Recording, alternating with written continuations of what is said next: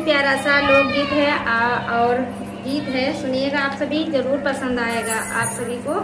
और पसंद आए तो लाइक किया करो और शेयर भी कर दिया करो। आप सभी के सपोर्ट और आशीर्वाद की बहुत जरूरत है हमको, तो प्लीज आप सभी सपोर्ट आशीर्वाद बनाए रखें और लाइक करें। और आप सभी को हमारे गीत गाने पसंद आते हैं, भजन, तो जरूर कमेंट करके बताया करें।